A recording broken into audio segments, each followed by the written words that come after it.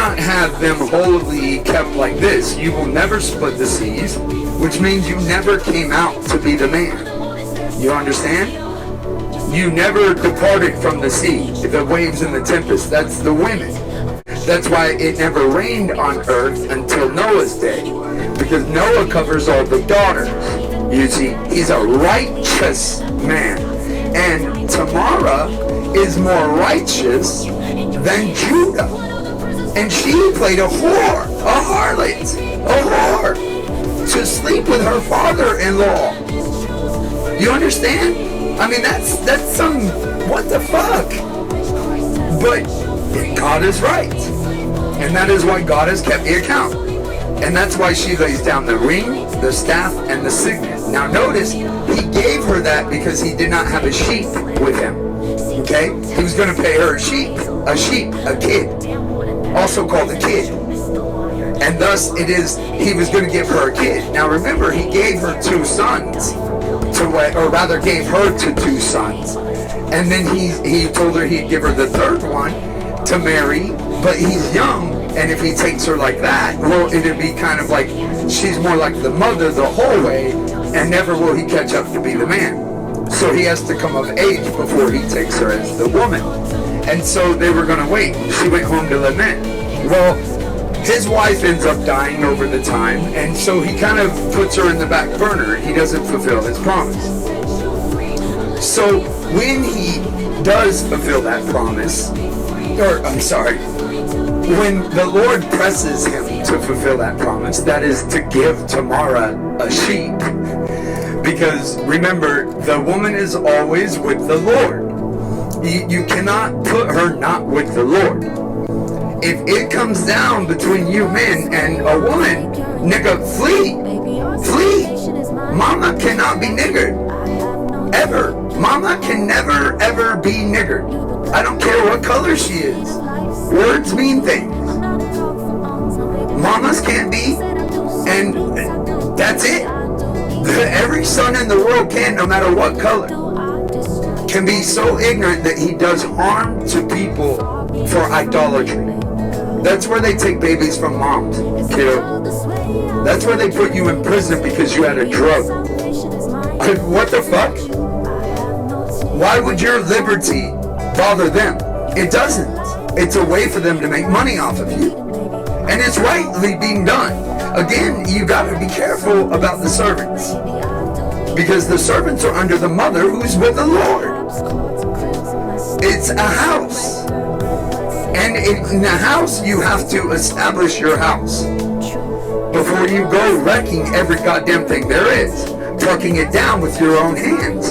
That's where you do adultery. Unrepentantly. Okay, because every man is found ripping down the house, because every man is found not loving God, absolutely. That is striving to choose God. What makes Jacob become Israel? So when Tamar lays down that staff, that ring, that signet that he gives in place of the sheep, and says, whose this is whose child this is. Now every man carrying that Christian name, let me know now. And I don't care what fucking color you are. I want a man. And I don't want your moms.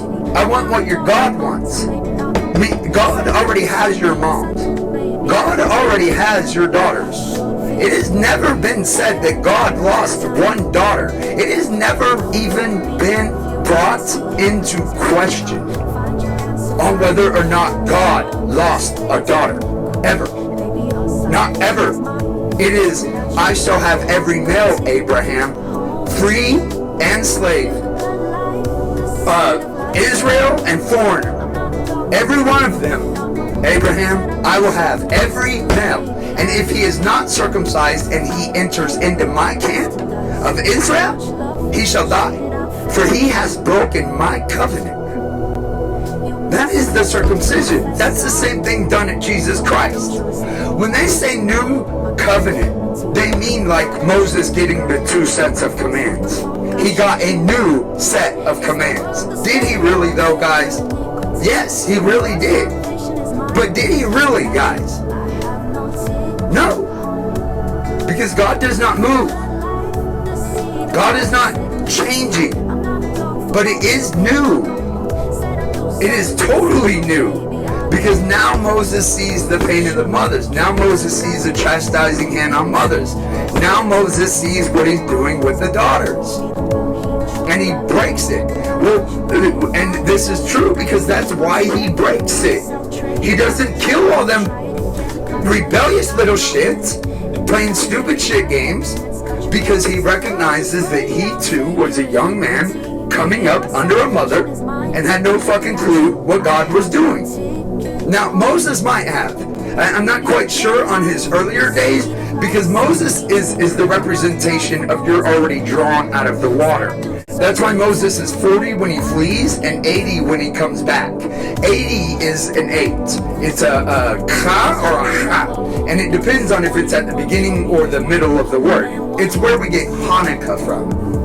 But Hanukkah is actually a Hanukkah, but it's not a Hanukkah, it's a Hanukkah. And it silences the K when at the beginning and makes it a holy word. Hanukkah. Okay? So the way to understand this is it's trying to imply the 5th letter, the Ha, which is before you get the daughter. You raise the hand, you get the daughter. Well, Jesus tells you not to raise your hand, right? But then again, at the end of John 21, he says, cast the net on the right side. Well, that's the oath. That's God. That's the celestial seashore. That's why he catches more fish than they can carry. Well, that same thing is told at Moses. Like if we were going back to be the father and not with the sons, you would see Elijah bring down fire, because he got 153 fish, remember? And Peter got 153 fish. But there was 153 troops. And the reason they were saved,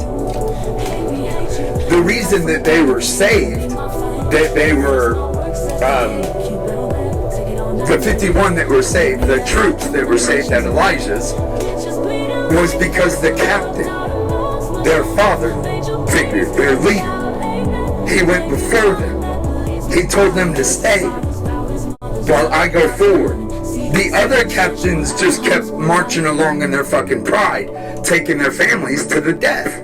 That's the men under their command. So when they're approaching this man of God, they approach in pride. And they know that he's a man of God.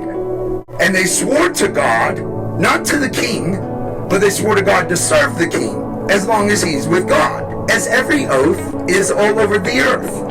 As long as they're in truth, all the troops are sworn to a higher power and not to the leader himself.